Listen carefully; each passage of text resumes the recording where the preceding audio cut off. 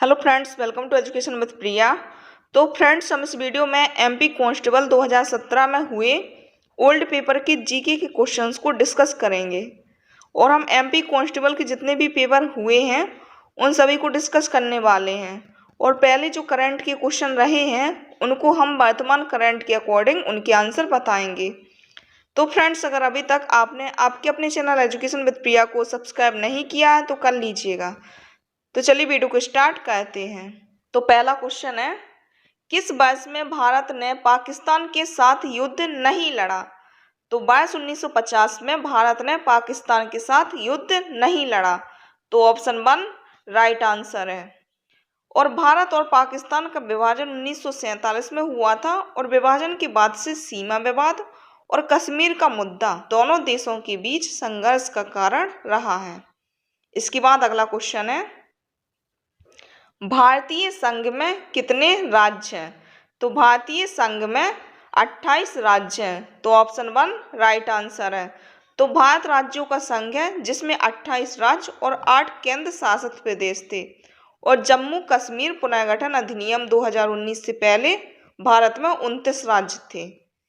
इसके बाद अगला क्वेश्चन है, किस अधिनियम ने भारत के राज्यों और क्षेत्रों की सीमाओं को व्यापक रूप से बदलकर भाषाई रेखाओं के साथ उन्हें संगठित किया है? तो राज्य पुनर्गठन अधिनियम 1956 ने भारत के राज्यों और क्षेत्रों की सीमाओं को व्यापक रूप से बदलकर भाषाई रेखाओं के साथ उन्हें संगठित किया है। तो ऑप्शन 4 राइट आंसर है। और राज्य की सीमाओं में परिवर्तन करने का अधिकार सिर्फ संसद को प्राप्त है। इसके बाद अगला क्वेश्चन है, 2016-17 में विजय हजारे ट्रॉफी किसने जीती है? तो 2016-17 में विजय हजारे ट्रॉफी तमिलनाडु ने जीती है। तो ऑप्शन 2 राइट आंसर है। और विजय हजारे ट्रॉफी क्रिकेट के खेल से संबंधित है और यह ट्रॉफी 2019-20 में कर्नाटक ने तमिलनाडु को हराकर जीती है।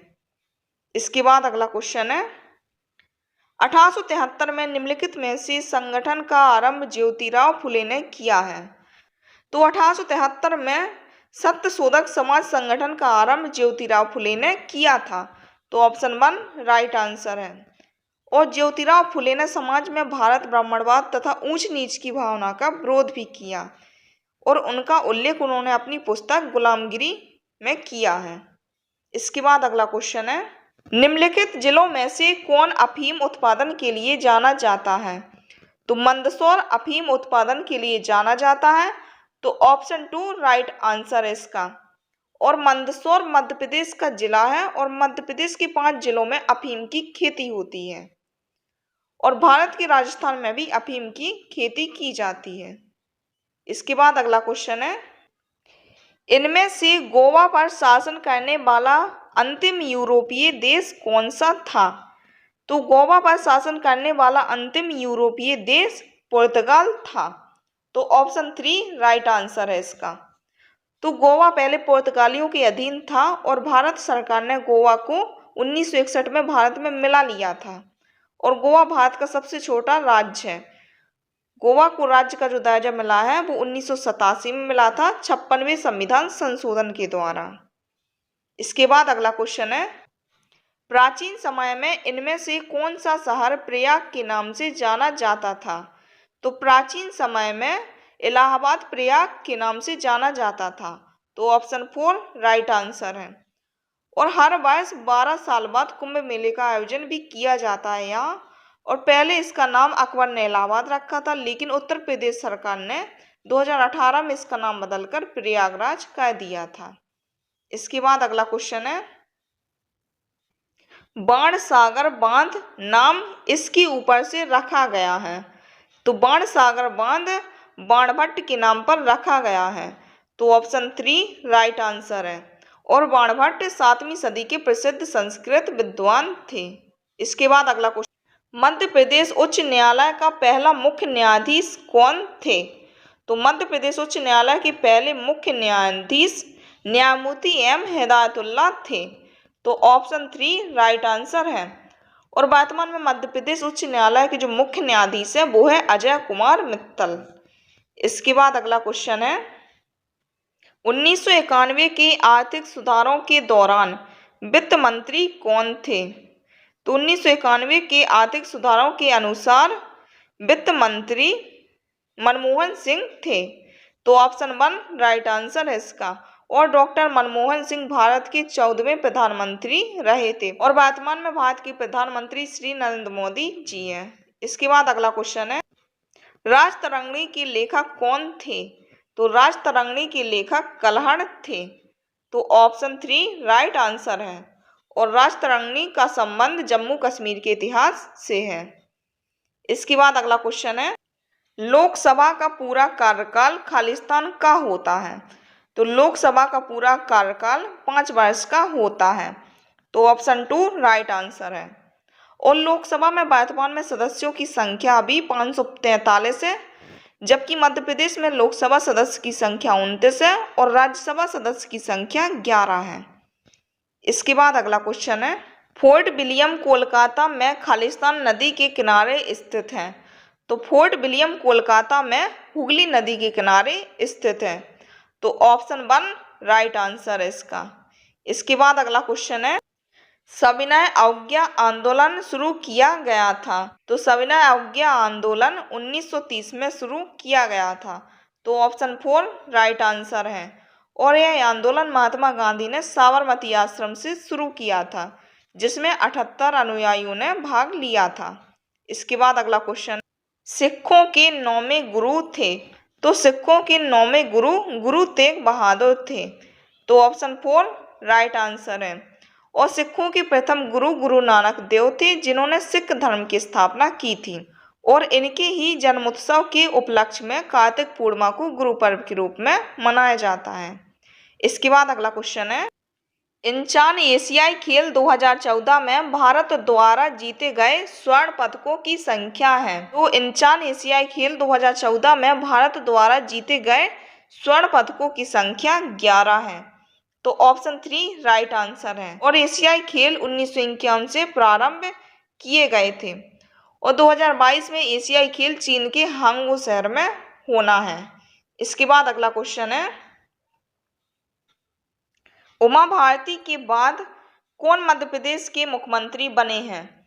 तो उमा भारती के बाद बाबूलाल गौर मध्य प्रदेश के मुख्यमंत्री बने हैं। तो ऑप्शन 3 राइट आंसर है इसका। और उमा भारती मध्य प्रदेश की 15वीं मुख्यमंत्री थी, जबकि बाबूलाल गौर 16वें मुख्यमंत्री बने। और वर्तमान में जो मध्य प्रदेश के मुख्यमंत्री हैं वो है शिवराज सिंह चौहान। इसके बाद अगला क्वेश्चन है, भौगोलिक रूप से भारत का सबसे छोटा राज्य खालिस्तान है? तो भौगोलिक रूप से भारत का जो सबसे छोटा राज्य है वो है गोवा। तो ऑप्शन 2 राइट आंसर है। और गोवा पहले पुर्तगालियों के कब्जे में था और वर्ष 1961 में इसे भारत में विलय किया गया। 1987 में राज्य की मान्यता प्रदान की गई और गोवा राज्य की जो राजधानी है वो है पणजी और वर्तमान में जो गोवा के मुख्यमंत्री हैं वो है प्रमोद सावंत। इसके बाद अगला क्वेश्चन है, एस्ट्रोजन अंडाशय से संबंधित है? तो टेस्टोस्टेरोन किससे संबंधित है? तो एस्ट्रोजन अंडाशय से संबंधित है, तो टेस्टोस्टेरोन वृषण से संबंधित है। तो ऑप्शन 1 राइट आंसर है। और एस्ट्रोजन हार्मोन मादा अंडाशय में बनता है, जबकि टेस्टोस्टेरोन एक नर हार्मोन है जो वृषण में लीडिंग कोशिकाओं में बनता है। इसके बाद अगला क्वेश्चन है, नरम मिट्टी से निर्मित निपटान योग्य कप कुल्हड़ों को प्रोत्साहित नहीं किया जा सकता है? तो उन्हें बड़े पैमाने पर बनाने में मिट्टी की ऊपरी उपजाऊ परत का नुकसान होगा, इसलिए नरम मिट्टी से निर्मित निपटान योग्य कप कुल्हड़ों को प्रोत्साहित नहीं किया जाता है। तो ऑप्शन 3 राइट आंसर है इसका। इसके बाद अगला क्वेश्चन है, पीलिया होने की दशा में कौन सा अंग प्रभावित होता है? तो पीलिया होने की दशा में मानव का अंग प्रभावित होता है। तो ऑप्शन 1 राइट आंसर है। और पीलिया रोग होने से यकृत ठीक से काम करना बंद कर देता है, क्योंकि रक्त में बिलिरुबिन एवं बाइलिवर्डिन नामक वर्णक बन के रक्त में जाता है, जो कि एक विषाक्त पदार्थ होता है। और जैसे ही इसका स्तर बढ़ जाता है तो मानव का जो रंग होता है वो पीला होने लगता है। और अगर समय पर इसका इलाज ना किया गया तो व्यक्ति की मृत्यु भी हो जाती है। इसके बाद अगला क्वेश्चन है, निम्न में से किस एक से सुनामी होने की संभावना होती है? तो निम्न में से अधोजल भूकंप से सुनामी होने की संभावना होती है।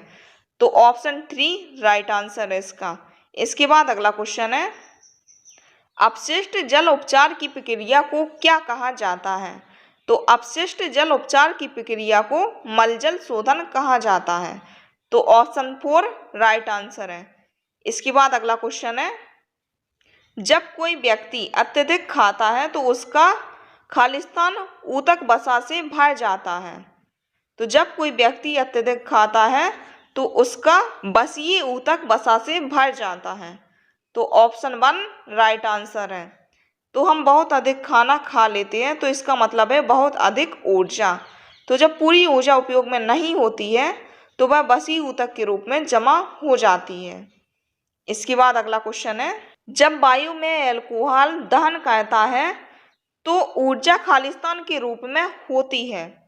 तो जब वायु में अल्कोहल दहन करता है तो ऊर्जा ऊष्मा तथा प्रकाश के रूप में मुक्त होती है। तो ऑप्शन 1 राइट आंसर है इसका। इसके बाद अगला क्वेश्चन है, रेगिस्तान के पौधों में जल हानि की दर किसकी उपस्थिति के कारण कम हो जाती है? तो रेगिस्तान के पौधों में जल हानि की दर क्यूटिकल की उपस्थिति के कारण कम हो जाती है। तो ऑप्शन 2 राइट आंसर है इसका। इसके बाद अगला क्वेश्चन है, नाभिकीय ऊर्जा संयंत्र के रिएक्टर में ऊर्जा निम्न प्रक्रिया के माध्यम से उत्पन्न होती है। तो नाभिकीय ऊर्जा संयंत्र के रिएक्टर में ऊर्जा नाभिकीय विखंडन के माध्यम से उत्पन्न होती है।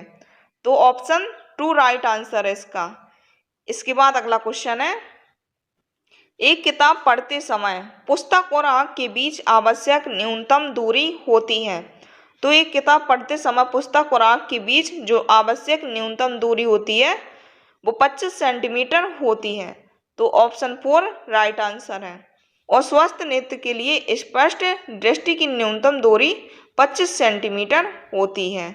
इसके बाद अगला क्वेश्चन है, मोसेस ब्रायोफाइट होते हैं जो इससे पहचाने जाते हैं। तो मोसेस ब्रायोफाइट प्रभावी गैमेटोफाइटिक प्रावस्था होते हैं। तो ऑप्शन 4 राइट आंसर है। और मोसेस ब्रायोफाइट पादप होते हैं और ये पादप जगत के उभयचर कहलाते हैं। और उभयचर वो कहलाते हैं जो जल एवं स्थल आवास दोनों में पाए जाते हैं। इसके बाद अगला क्वेश्चन है, मधुमेह के लक्षण हैं। तो मधुमेह के जो लक्षण है वो है बारंबार पेशाब और असामान्य प्यास। तो ऑप्शन 4 राइट आंसर है इसका। तो मधुमेह बीमारी में अधिक प्यास और बार बार पेशाब आना ये मधुमेह बीमारी के लक्षण होते हैं। और ये बीमारी इंसुलिन हार्मोन के कम उत्पादन से होती है। तो इंसुलिन हार्मोन मानव शरीर के खून में रक्त शर्करा के स्तर को नियंत्रित करता है। इसके बाद अगला क्वेश्चन है, एक समचतुर्भुज के लिए निम्नलिखित कथनों में से कौन सा एक सही नहीं है? तो एक समचतुर्भुज के लिए आसन्न कोण एक दूसरे के पूरक नहीं होते हैं। तो ऑप्शन 4 राइट आंसर है इसका। और एक समचतुर्भुज में सभी कोशिका समान होती हैं, विपरीत कोण भी समान होते हैं, विकर्ण एक दूसरे को समकोण पर काटते हैं, ये सही है। लेकिन आसन्न कोण एक दूसरे के पूरक नहीं होते हैं, ये गलत है। तो ऑप्शन 4 राइट आंसर है इसका। इसके बाद अगला क्वेश्चन है, चंद्रमा की सतह के गहरे गड्ढे खालिस्तान कहलाते हैं। तो चंद्रमा की सतह के गहरे गड्ढे क्रेटर्स कहलाते हैं। तो ऑप्शन 3 राइट आंसर है। और ये गहरे गड्ढे क्षुद्र ग्रहों और धूमकेतुओं के चंद्रमा की सतह से टकराने से होता है। और चंद्रमा जो है वो पृथ्वी का प्राकृतिक उपग्रह है। इसके बाद अगला क्वेश्चन है, एक पुष्प जिसमें नर तथा मादा दोनों प्रजनन अंग होते हैं खालिस्तान कहलाते हैं। तो एक पुष्प जिसमें नर और मादा दोनों प्रजनन अंग होते हैं तो वह उभयलिंगी पुष्प कहलाते हैं। तो ऑप्शन 1 राइट आंसर है। तो जिस पुष्प में नर और मादा दोनों के गुण हो वह उभयलिंगी पुष्प कहलाते हैं। इसके बाद अगला क्वेश्चन है, निम्न में से एक प्राकृतिक आपदा नहीं है, उसे पहचानिए।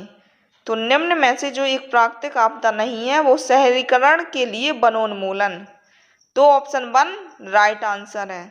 और शहरीकरण के लिए मानव लगातार वनों को काटता जा रहा है जिससे प्राकृतिक संतुलन बिगड़ने लगा है। तो फ्रेंड्स, हमने एमपी कांस्टेबल के ओल्ड पेपर के जीके के क्वेश्चंस को डिस्कस किया है और आपके आने वाले एमपी कांस्टेबल के पेपर में ऐसे ही क्वेश्चंस और इन क्वेश्चंस से जुड़े हुए फैक्ट ही पेपर में पूछे जाएंगे और हम आपको लगातार MP constable paper with solution उपलब्ध कराते रहेंगे। तो दोस्तों, चैनल को सब्सक्राइब कर लेना ताकि हम वीडियो अपलोड करें तो उसका नोटिफिकेशन आप तक पहुंच जाए।